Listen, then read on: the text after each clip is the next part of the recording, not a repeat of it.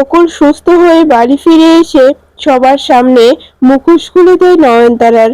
নয়নতারা নিজেকে নির্দোষ প্রমাণ করতে তখন গায়ে আগুন লাগিয়ে দিতে চায়। হ্যাঁ বন্ধুরা, এমনটাই দেখা যাবে। বিস্তারিত জানতে ভিডিওটিকে লাইক দিয়ে চ্যানেলটি সাবস্ক্রাইব করে দেখতে থাকুন। গল্পের শুরুতেই দেখা যাবে নকুলের জ্ঞান ফিরলে তখন সেখানে আরজুর মাও থাকে। বাণী আসে আর বলে, নকুল কাকা ঠিক হয়ে গেছো তুমি? নকুল কাকা আর কোনো ভয় নেই তো? আমাকে চিনতে পারছো নকুল কাকা? তখন নকুল বারবার বাণীর দিকে আঙুল তুলে সেই আগের ঘটনাগুলো মনে করতে থাকে। অন্যদিকে দেখা যায় যে মৌলি সবার সামনে বলে ওঠে যে আমি বিয়ে করতে চাই। তখন নয়নতারা বলে, মৌলি দিদি ভাই তুমি কাকে বিয়ে করতে চাও?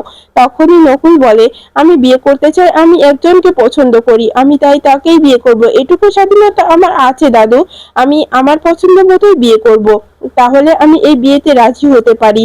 তখনই ঈশানী বলে ওঠে, সেই ছেলেটা কে? ছেলেটার বাড়ি কোথায়? ছেলেটা কি করে? বাবা কি করে? বংশ পরিচয় কি সেটা বলো আগে। তখনই দেখা যায় যে মৌলি বলে, হ্যাঁ বলবো তো অবশ্যই, আসলে আমার কিছুদিন হয়েছে ওর সঙ্গে পরিচয় হয়েছে, আমি বলবো, সবকিছুই বলবো, কিন্তু আমি তার ছবিটা দেখাচ্ছি। এরপরে এআই এর মাধ্যমে একটা ছবি বের করে সবার সামনে দেখিয়ে বলে, এই ছেলেটাই আমি, আমি এই ছেলেটাকে বিয়ে করতে চাই, আমি এই ছেলেটাকে বিয়ের জন্য পছন্দ করেছি, তোমাদের কেমন লেগেছে তোমরা আমাকে বলতে পারো। তখনই বাড়ির সবাই দেখে বলে, হ্যাঁ ছেলেটা তো দেখতে ভালো। তখন নয়নতারা বলে, দিদি ভাই আসলে আমারও অনেক পছন্দ হয়েছে, কি সুন্দর রাজপুত্রের মতো ছেলে চয়েস করেছো তুমি, আমি খুব পছন্দ করেছি ছেলেটাকে। ছেলেটা কি করে, তার তার পরিচয় কি, সবকিছু আমাদেরকে বলো, তাহলেই তো আমরা তাদের সঙ্গে কথা বলতে পারি আর বিয়ের ব্যাপারে কথা বলতে পারি। তখনই মলি বলে, এখনই আমি বিয়ের ব্যাপারে ভাবছি না গ্র্যান্ড মমি, আমি এখনই বিয়ের ব্যাপারে ওদের সঙ্গে কথা বলবো না, আমার কিছুটা সময় লাগবে। তোমরা দেখতে চেয়েছো, দেখিয়ে দিয়েছি, এখন কিছুদিন আমাকে দাও, আমি সবকিছু ডেট ফাইনাল করে তোমাদেরকে জানিয়ে দেব। আমার বিয়ে আমি সবাইকে জানাতে চাই। এরপরে দেখা যায় মলির দাদু ভাই ঈশানী এরা কি সবাই মেনে নেয়। এরপরে বাকি সবাই চলে গেলে নয়নতারা দরজাটা আটকে বলে, মলি দিদি ভাই ব্যাপারটা কি বলো তো দেখি, আমি কি একটা জিনিস বুঝতে পারছি না, তুমি তো অনিরুদ্ধ ছাড়া অন্য কাউকে বিয়ে করতে চাইতে না, আজ হঠাৎ কি হলো? এই কতদিন চলছে এই ছেলেটার সঙ্গে তোমার যোগাযোগ, তোমার নতুন বন্ধু হয়েছে, নতুন ভালোবাসার মানুষ হয়েছে, কিন্তু তুমি কই, আমাকে তো কিছু বললে না, বলো তো। তখনই দেখা যায় যে মৌলি বলে, হ্যাঁ বলিনি, বলবো তো, আমি আসলে সবকিছু বলবো, সবকিছু এত তাড়াতাড়ি হয়ে গেল কেন আমি, এই জন্য বলার সময় হয়ে ওঠেনি। তখন নয়নতারা বলে ওঠে, মৌলি দিদি ভাই তুমি কিন্তু আমার রক্ত, আমি কিন্তু খুব ভালো করেই বুঝতে পারছি তুমি কোনো কারণ ছাড়া এরকম করোনি। তখনই মৌলি বলে, একদম চিন্তা করো না গ্র্যান্ড মমি, আমি তো বলছি। এরপরে নয়নতারা মনে মনে বলে যে আমি খুব ভালো করেই বুঝতে পারছি, যতই হোক আমার রক্ত বইছে তো মৌলির শরীরে, এজন্য ও ভালো ভালো কিছু ভাবতে পারে না, ও অন্য কিছু ভাবছে, আমাকে জানতে হবে ব্যাপারটা তো, না হলে তো হাত থেকে সবকিছু ফসকে যাবে, এরকমটা তো হতে দেওয়া যাবে না। এরপরে অন্যদিকে দেখা যায় যে নকুল বাণীর দিকে আঙুল দিয়ে বলে যে হ্যাঁ, হ্যাঁ ওর কথা মনে পড়ছে, ওকে ওকে ওকে কিছু বলতে চাই আমি। তখন সেখানে মৌলি আর নয়নতারা চলে আসে। মৌলি এগুলো দেখে তো খুব চমকে ঘাবড়ে যায় আর মনে মনে বলে যে এই নকুল সরকার আবার বাণীকে কি বলতে চাইছে, আবার সব সত্যটা বলে দেবে না তো? তাহলে তো আমি শেষ হয়ে যাব। না না, এটা কিছুতেই হতে দেওয়া যাবে না, এই নকুল সরকারকে তো আটকাতে হবে, না হলে তো আমার হাত থেকে সব চলে যাবে, আমি এই সম্পত্তি তো আমাকে নিতেই হবে, এই সম্পত্তি আমি বাণীর হাতে কিছুতেই তুলে দিতে দেব না, আমি এই সম্পত্তির উত্তরাধিকারী হব, সে ব্যবস্থা আমি করব। এরপরেই দেখা যায় যে নকুলকে নিয়ে যখন সবাই চলে যেতে চায় তখনই নয়নতারা আটকে বলে যে নকুল বাবা দাঁড়াও, বৌমা দাঁড়াও। এরপরে দেখা যায় আর্যুর মা নকুলকে নিয়ে দাঁড়িয়ে পড়ে আর বলে, কি বলবেন মা আপনি? তখনই দেখা যায় অন্তরা বলে, আমাদেরকে ডাকলেন কেন আপনি? তখনই নয়নতারা বলে, হ্যাঁ আমি ডেকেছি, আমার ছেলেকে আমি আমার সঙ্গে আমার বাড়িতে নিয়ে সেবা করতে চাই। তখনই মৌলি বলে, গ্র্যান্ডমমি এটা কি বলছো তুমি? এটা করো না গ্র্যান্ডমমি, এটা হলে কিন্তু খুব খারাপ হয়ে যাবে, কারণ দাদাই কিন্তু এখনো কিছু জানে না, দাদাইকে কিছু না জানিয়ে এরকম কাজ করো না গ্র্যান্ডমমি। তখনই দেখা যায় নয়নতারা বলে, চুপ করো মৌলি দিদি ভাই, তোমার তোমার দাদাইয়ের কথা আমার উপরে ছেড়ে দাও, আমি বুঝে নেবো, ওটা তো আমারও বাড়ি, আমার ছেলেকে আমি আমার বাড়িতে নিয়ে যাব, আমি নিজে সেবা করে আমার ছেলেকে সুস্থ করব, আমার শরীর, আমার সে ছেলের এই অবস্থায় আমি তাকে বাইরে রাস্তায় ছেড়ে দিতে পারি না, সেটা কিছুতেই হতে দিতে পারি না। আমি নকুলকে নিয়ে যাব। তখনই দেখা যায় যে আরজুর মা বলে, দেখুন আপনারা তো ওনাকে নিয়ে যেতে চাইছেন, কিন্তু ও বাড়িতে তো অনেকেই আছে ওনাকে পছন্দ করে না, তখন কি হবে? তখনই নয়নতারা বলে, আসলে বোমা কি হয়েছে, আমি আমার ছেলেকে ওখানে নিয়ে যেতে চাই, কারণ ও যে বাড়িতে এখন তোমরা থাকছো সে বাড়িতে তুমি আমার ছেলে আর ওই দুটো বাচ্চা, তোমরা কি, ওরা কি বা বোঝে? আর আমার কাছে থাকলে আমি আছি, ঈশানী আছে, পিনাক্ষী আছে, এমনকি মৌলির দাদাইও আছে, এজন্য আমরা ওকে ওখানে নিয়ে যেতে চাই, ওর ভালো চিকিৎসা করাতে চাই। আমার সন্তানের এই অবস্থা, আর আমি চুপ করে বসে থাকবো হাত পা গুটিয়ে? না, সেটা কিছুতে হতে পারে না। আমার সন্তানকে এভাবে আমি ছেড়ে দিতে পারি না, তাই বলছি আমার সঙ্গে আমাদের বাড়িতেই যেতে হবে। এদিকে মৌলি কোনো মতেই সেটা রাজি হচ্ছিল না। তখন নয়নতারা বলে, মৌলি দিদি ভাই, তুমি বাড়াবাড়ি করো না, আমি আমার ছেলেকে আমার বাড়ি নিয়ে যেতে চাই। তখনই দেখা যায় মৌলি মনে মনে বলে, গ্র্যান্ডমামি বুঝতে পারছো না, এই এই বোমাটা যদি বাড়িতে নিয়ে যাও তাহলে ওখানে যদি ব্লাস্ট হয় তাহলে আমাদের কত বড় ক্ষতি হবে সেটা তুমি বুঝতে পারছো না। এই এই এই লোকটাকে এখানেই থেকে রেখে চলে যাওয়াটাই ভালো ছিল। তখনই দেখা যায় বাণী বলে, আমার মতে মাসিমা, যে ঠাম্মি যেটা বলছে সেটাই আপনাদের করা উচিত, রায়বাড়িতেই নকুল কাকাকে নিয়ে যান, তাহলে সেখানে সুস্থ হয়ে যাবে। তখনই অন্তরা বলে ওঠে, বৌদি তুমি আমাদের সঙ্গে চলো, ওখানে ছেড়ে দিয়ে চলে যেও। তারপরে দেখা যায় বাণী সবাইকে নিয়ে চলে গেলে তখন মৌলি মৌলি মনে মনে বলে, এটা কিছুতেই হতে দেওয়া যাবে না, আমাকে কিছু একটা করতে হবে, এভাবে আমার কাছ থেকে সব কিছু হাতছাড়া হয়ে যাবে, আমি চুপচাপ মেনে নেব না, সেটা কিছুতেই হবে না, আমি কিছুতেই এভাবে সব কিছু মেনে নিতে পারবো না। এরপরে দেখা যায় যে সবাই বাড়িতে আসলে তখনই মৌলির দাদাই বলে ওঠে যে, নয়ন, নয়ন এটা কি হচ্ছে, এখানে ওকে এখানে নিয়ে আসার কি দরকার? তখনই নয়নতারা বলে, কেন আমি আমার ছেলেকে এখানে নিয়ে আসতে পারি না? তুমি কি বলতে চাইছো? আমার ছেলে আজ থেকে আমার বাড়িতেই থাকবে। তখনই দেখা যায় যে মৌলি বলে, দাদাই আমিও না গ্র্যান্ডমামিকে অনেকবার বুঝিয়েছি, কিন্তু সে বুঝতেই চাইছে না।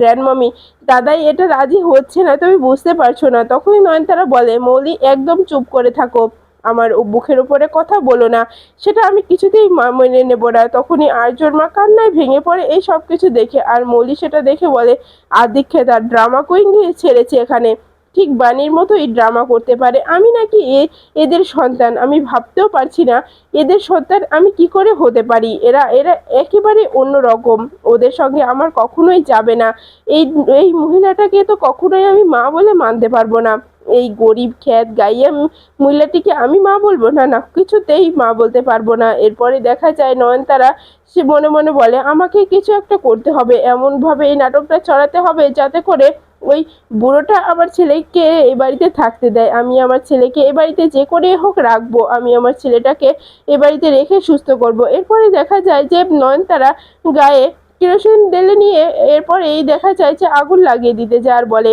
এই যে আমি গ্যাস লাইটটা জ্বালিয়ে দিচ্ছি, এবার কিন্তু সত্যি সত্যি আমি গায়ে আগুন লাগিয়ে দেবো, যদি আমার ছেলে এই বাড়িতে না থাকে তাহলে আমার বেঁচে থেকে কি আছে, আমি বেঁচে থাকতে আমার ছেলে রাস্তায় রাস্তায় থাকবে, সেটা আমি দেখতে পারবো না, তাই আমি নিজেকে শেষ করে ফেলবো। তখনই বানটি এসে নয়নতারার পা চড়িয়ে নিচে শুয়ে কান্না করতে করতে বলে যে, ম্যাডাম ম্যাডাম আপনি আপনি সুইসাইড করবেন না ম্যাডাম, আপনি মারা গেলে আমার কি হবে, আমার তো কেউ নেই আপনি ছাড়া, বাবা মারা গেছে ছোটকালে, আর আপনি আমাকে লালন পালন করে থাকতে দিয়েছেন, আর আপনি যদি চলে যান তাহলে আমার দেখার মতো কেউ থাকবে না ম্যাডাম, আপনি একটু আমার জন্য এটুকু সাহায্য করুন ম্যাডাম, আপনি যাবেন না, আপনি মারা যাবেন না। এরপর পিনাক্ষী এসে বলে, ছোট মা পাগল হয়ে গেছো তুমি, ছোট মা এগুলো কেন বলছো, ছোট মা এগুলো কথা বলো না। তখনই দেখা যায় মৌলির দাদাই বলে ওঠে, নয়ন তুমি কিন্তু বাড়াবাড়ি করছো, তুমি তুমি দেখতে চাচ্ছ দেখো না, তুমি টাকা পয়সা যা লাগে সব কিছু দিয়ে এসো, আমি কোনোটাই না করব না, কিন্তু এগুলো নাটক করো না। তখনই দেখা যায়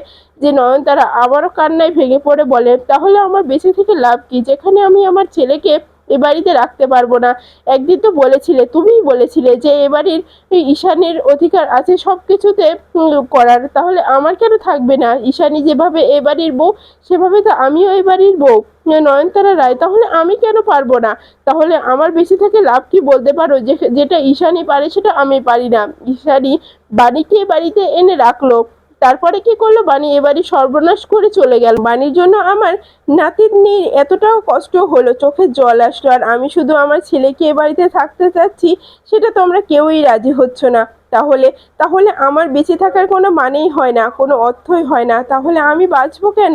আমি বাঁচতে পারবো না, আমি মারা যাব। এরপরেই দেখা যায় তখন পিনাকি এসে বলে যে ছোট মা শান্ত হও না ছোট মা, এতটা পাগলামি করো না, আমার কথাটা একটু শোনো, আমরা কথা বলি, বসে কথা বলে নিই, তারপরে আমরা ব্যাপারটা সব কিছু সলভ করি। তখন নয়নতারা বলে পিনাকি তুমি বুঝতে পারছো না, তোমার তোমার বাবা আমার দিকটা একবারের জন্য দেখে না, দেখতে পাচ্ছ ছেলেটা কিভাবে কিভাবে রিয়াক্ট করছে, তাহলে আমার বেঁচে থাকার মানেটা কি হচ্ছে? আমার তো কোনো মানেই হচ্ছে না। আমার ছেলেটার এই অবস্থা, আমার ছেলেটা কোথায় যাবে, কোথায় থাকবে, কি খাবে, কি করবে, আমি কিছুই জানি না। আর এখন আমি আমার ছেলেটাকে রাখতে চাইছি আমার কাছে, সেটা তোমরা কেউই রাজি হচ্ছ না। এটা এটা এটা একদম ঠিক হচ্ছে না। আমি তোমাদের কোনো কথাই শুনবো না। এবার আমি নিজেকে শেষ করেই ফেলবো, আমি নিজের শরীরে আগুন লাগিয়ে দেবো, নিজেকে পুড়িয়ে ফেলবো। তবুও আমি এই সব কিছু মুখ বুজে সহ্য করতে পারবো না। তখনই ঈশানী বলে ছোট মা একটু মাথাটা ঠান্ডা করো ছোট মা, আমরা বসে কথা বলি। তখনই নয়নতারা বলে যে না না ঈশানী, আজকে আমি আর তোমাদের কোনো কথাই রাখবো না, কারণ আজকে মৌলির দাদাই আমার একটা কথাই শুনছে না। আমার ছেলে যদি এ বাড়িতে না থাকে তাহলে আমার বাঁচার কোনো মানেই হয় না। এরপরে আগুনটা জ্বালিয়ে নয়নতারা বলে এবার আমি নিজেকে শেষ করে দিচ্ছি, আমি আর বাঁচিয়ে রাখবো না নিজেকে। এরপরে নকুল মা বলে ডেকে ওঠে। নয়নতারা অবাক হয়ে যায়, আর নয়নতারা অবাক হয়ে নকুলের দিকে তাকিয়ে থাকে। এদিকে ভয়ে মৌলি হাত পা ঠান্ডা হতে থাকে আর বলে লোকটার কি জ্ঞান চলে এলো? লোকটার কি সবকিছু মনে পড়ে গেল? এই নকুল সরকার তো আমাকে আর শান্তিতে থাকতেই দিচ্ছে না। এই নকুল সরকারটাকে নিয়ে আমি যে কি করি কিছুই বুঝতে পারছি না। এই নকুল সরকার সত্যি আমার আমার সবকিছু শেষ করে দিচ্ছে। এভাবে হতে থাকলে তো আমি সবকিছু হারিয়ে ফেলবো। এটা এটা হতে পারে না, এটা কিছুতেই হতে পারে না। এরপর নয়নতারা এসে নকুলের কাছে দাঁড়িয়ে বলে বাবা তোর মনে পড়ে গেছে, তুই তোর মাকে চিনে ফেলেছিস, আমাকে আর একবার মা বলে ডাক না বাবা। নকুল ডাক আমাকে মা বলে, তুই তুই আমাকে একবার মা বলে ডাক। এরপরে নকুল আবারও মা বলে ডাকে। তখন নয়নতারা আরো কান্নায় ভেঙে পড়ে বলে বাবা তোর মনে পড়ে গেছে, তোর সত্যি সবকিছু মনে পড়ে গেছে, আমি তোর মা, এটা তুই মনে মনে পড়ে গেছে তোর, আমি আমি অনেক খুশি হয়েছি। এরপরে দেখা যায় যে নকুল বলে যে কে আমার মা? কথাটা শুনে বাড়ির সবাই অবাক হয়ে যায়। আর বাণী বলে এত আশা করলাম যে নকুল কাকার হয়তো জ্ঞান ফিরেছে, এটা তো উল্টোটা হলো। নকুল কাকার তো কিচ্ছু মনে নেই, সব কিছু ভুলে গেছে, কি করে সব কিছু মনে করিয়ে দেব কিছুই মাথাতে আসছে না। এরপরে নকুল বলে যে আমার মাকে আমি তো কিচ্ছু বুঝতে পারছি না, তুমি তুমি জানো আমার মাকে? আমার মা এখানে আছে, বলো না আমার মা এখানে আছে, কে আমার মা? তখনই মৌলি বলে যে যাক যা হয়েছে ভালো হয়েছে, এই নকুল সরকারের মেমোরিটা পুরোই নষ্ট হয়ে গেছে, তাই আর কোনো চান্স নেই যে সব কিছু বলে দেওয়ার। নকুল সরকারের আর সুস্থ হতে পারবে না, আর কখনো বলতে পারবে না যে এই রায়বাড়ির মেয়ে বাণী, সেটা কখনো হতে দেব না। এরপরে দেখা যায় নকুল আবার পাগলামো শুরু করে দেয়, মৌলির কাছে চলে আসে, মৌলির আশপাশটায় ঘুরতে থাকে। এদিকে মৌলি খুব ভয়ে ভয়ে থাকে আর বলে এভাবে তাকিয়ে আছে কেন? এরপর পিনাক্ষীর কাছে আসে। তখন পিনাক্ষী নকুলকে বলে যে নকুলদা নকুলদা তুই তোমার কিচ্ছু হবে না, নকুলদা সব কিছু ঠিক হয়ে যাবে। এরপরে নকুল ঈশানীর কাছে এসে বলে তুমি আমার মা, বলো না তুমি আমার মা। তখনই ঈশানী বলে দাদা এসব কি বলছো তুমি? দাদা এভাবে বলো না, দাদা তুমি তুমি একটু মাথা ঠান্ডা করো দাদা। তখনই নকুল বলে তুমি আমার মা নও, বলো না তুমি আমার মা নও, তাহলে আমার মা কোথায় আছে? কে আমার মা? বলো না, বলো না আমি মায়ের কাছে যাব, আমি মায়ের কাছে যাব, মায়ের কাছে থাকবো, বলো না আমার মা কোথায় আছে? তখনই দেখা যায় যে মৌলির দাদাইয়ের কাছে আসে আর বলে যে দাদু দাদু তুমি জানো আমার মা কোথায়, বলো না। এরপরে দেখা যায় মৌলির দাদাই বলে নয়ন তোমার ছেলেকে সামলাও, তোমার ছেলের মাথাটা একেবারেই গেছে। তখনই নকুলের কাছে এসে নয়নতারা বলে নকুল বাবা কি ভুলভাল বলছিস, তুই কাকে দাদাই বলছিস? এভাবে বলিস না বাবা, একটু মাথাটা ঠান্ডা কর। এরপরে মৌলির দাদাই বলে ওঠে যে নয়ন রাখো, তোমার ছেলেকে এখানে রেখে সুস্থ করতে চাইছো রাখো, কিন্তু শুধুমাত্র যে কয়টা দিন সুস্থ না হয় সে কয়টা দিন এখানে থাকতে পারে, সুস্থ হয়ে গেলেই তোমার ছেলে যেন এখান থেকে চলে যায়, আমি যেন তারপরে তোমার ছেলেকে আর না দেখি। তখনই নয়নতারা তাড়াহুড়া করে নকুল আর আর্যুর মা আর অন্তরাকে নিয়ে ভিতরে চলে যায়। তখন বাণী চলে যেতে গেলে ঈশানী বাণীকে ডেকে বলে বাণী তোমার সঙ্গে একটা কথা আছে, তোমাকে একটা রিকোয়েস্ট করবো, তুমি ডাকবে? তখনই বাণী বলে, মা আপনি কি বলবেন আপনি বলতে পারেন। মা মেয়ের কাছে বলবে সেটা আবার রিকোয়েস্ট কেন? মা আপনি কি বলবেন বলুন। তখনই দেখা যায় যে ঈশানী বলে যে বাণী, আমার কাছে বাবা কিছুদিন যাবৎ নারকেল নাড়ু খেতে চাইছে, কিন্তু আমি সেটা বানাতে পারি না। ওই যে মিষ্টি নারকেল দিয়ে যে শিরাটা বানায় না, ওটা আমি তৈরি করতে পারছি না, তাই বানাতেও পারছি না। তাই মনে মনে ঠিক করেছিলাম তোমার দোকানে অর্ডারটা করব। তাই তুমি যেহেতু চলে এসেছো, তাই দায়িত্বটা আমি তোমাকেই দিতে চাই। তুমি আমাকে কিছু 1 কেজি মতো নারকেল নাড়ু বানিয়ে দিতে পারবে? আমি তোমাকে টাকা দিয়ে দেবো, আমি টাকাটা নিয়ে আসছি, তুমি এখানে দাঁড়াও। তখনই ঈশানী টাকা আনতে গেলে বাণী হাতটা চেপে ধরে আর বলে, না মা, আপনি না আমাকে বললেন যে আপনি আমাকে দায়িত্ব দিয়েছেন, তাহলে মেয়েকে দায়িত্ব দিয়ে সেটা দিয়ে টাকা দেওয়া যায় না মা। মা একটু বোঝার চেষ্টা করুন, আমাকে টাকা দিয়ে আপনি ছোট করবেন না। তখনই ঈশানী বলে ওঠে যে এটা বলো না বাণী। তখনই দেখা যায় যে বাণী বলে, মা আপনি একদম চিন্তা করবেন না, আমি ঠিক সময় মতো আপনাকে নারকেল নাড়ু বানিয়ে দেব, আপনি একদম চিন্তা করবেন না, আপনাকে আমি কথা দিচ্ছি। এরপর বাণী বাড়িতে চলে আসলে তানিয়ার চুল বেঁধে দিতে দিতে তানিয়া বলে যে, মা আজকে তো তোমাদেরকে সেই প্রোগ্রামটা আছে যেখানে তুমি রান্না করার নাম লিখিয়েছো। তখনই বাণী বলে, মনে আছে যে মামাম? তখনই তানিয়া বলে, হ্যাঁ মা, আমার মনে আছে। আমি জানি তুমি আর বাবাই ফার্স্ট হবে, তাই বলছি মা, আমার এই লাকি রকেটটা তুমি নিয়ে যাও। বাবা বলেছে না এটা লাকি রকেট, বাবার জীবনে যেদিন এসেছে বাবার অনেক লাকি হয়েছে, তাই তুমি এই রকেটটি পরে যাও। তখনই বাণী মনে মনে পুরনো কথা মনে করতে